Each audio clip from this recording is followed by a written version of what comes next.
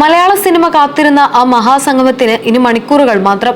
മമ്മൂട്ടിയും മോഹൻലാലും 18 വർഷത്തെ ഇടവേളയ്ക്ക് ശേഷം ഒന്നിരിക്കുന്ന മഹേഷ് നാരായൺ ചിത്രം പാട്രിയറ്റ് ബോക്സ് ഓഫീസിൽ കൊടുങ്കാറ്റ് സൃഷ്ടിക്കുമെന്ന് ഉറപ്പായി.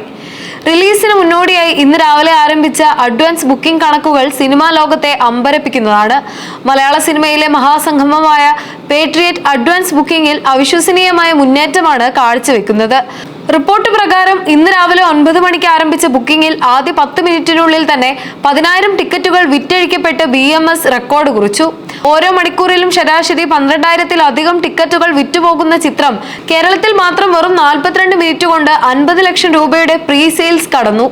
45 മിനിറ്റ് പിന്നിടുമ്പോൾ ഇത് 55.68 ലക്ഷമായി ഉയർന്നു. ട്രാക്കർമാരുടെ കണക്കനുസരിച്ച് ഗൾഫ്, യൂറോപ്പ് വിപണികളിലെ മികച്ച പ്രതികരണം കൂടി ചേർത്താൽ ആഗോളതലത്തിൽ ഇതിനോടകം 3.50 കോടി രൂപ അഡ്വാൻസ് ബുക്കിംഗിലൂടെ ചിത്രം സ്വന്തമാക്കി കഴിഞ്ഞു. നിലവിൽ കേരളത്തിലെ ഏറ്റവും വലിയ ഓപ്പണിംഗ് കളക്ഷൻ റെക്കോർഡ് പൃഥ്വിരാജ് സംവിധാനം ചെയ്ത മോഹൻലാൽ ചിത്രം എമ്പുരാന്റെ പേരിലാണ്. 2ാം സ്ഥാനത്ത് വിജയ് ചിത്രം ലിയോ ആണ്. പാട്രിയറ്റ് ഈ 2 സിനിമകളുടെ റെക്കോർഡ് തകർക്കുമോ എന്നതാണ് ഇപ്പോൾ ഇൻഡസ്ട്രി ഉറ്റുനോക്കുന്നത്. മികച്ച ഹൈപ്പും താരനിരയും പരിഗണിക്കുമ്പോൾ കേരളത്തിൽ നിന്ന് മാത്രം ചിത്രം 15 കോടിക്ക് മുകളിൽ ഓപ്പണിംഗ് നേടുമെന്നാണ് പ്രവചനങ്ങൾ. പാട്രിയറ്റ് എന്ന ചിത്രം ഇത്രയധികം ചർച്ചയാകുന്നതിനും വലിയ രീതിയിലുള്ള ഹൈപ്പ് ലഭിക്കുന്നതിനും പിന്നിൽ പ്രധാനമായും 3 കാരണങ്ങളാണുള്ളത്. 2008 പുറത്തിറങ്ങിയ 2020ക്ക് ശേഷം മലയാളത്തിന്റെ ബിഗ് എംസ് ആയ മമ്മൂട്ടിയും മോഹൻലാലും ഫുൾ ലെങ്ത് വേഷങ്ങളിൽ വീണ്ടും ഒന്നിക്കുന്നു എന്നതാണ് ആരാധകരെ ഏറ്റവും കൂടുതൽ ആവേശഭരിതരാക്കുന്നത്. കൂടാതെ ടേക്ക് ഓഫ്, മാലിക് തുടങ്ങിയ മികച്ച സിനിമകളിലൂടെ തന്റെ സംവിധാന മികവ് തെളിയിച്ച മഹേഷ് നാരായണൻ ഈ വമ്പൻ പ്രൊജക്ട് എങ്ങനെയാകും ഒരുക്കിയിട്ടുണ്ടാവുക എന്നറിയാനുള്ള ആകാംക്ഷയും സിനിമാ പ്രേമികൾക്കിടയിലുണ്ട്. മമ്മൂട്ടിക്കും മോഹൻലാലിനും പുറമെ ഫഹദ് ഫാസിൽ, കുഞ്ചാക്കോ ബോബൻ, നയൻതാര തുടങ്ങിയ വമ്പൻ താരനിര തന്നെ ചിത്രത്തിന്റെ ഭാഗമാകുന്നതും ഈ സിനിമയോടുള്ള പ്രതീക്ഷകൾ വർദ്ധിപ്പിക്കുന്നു.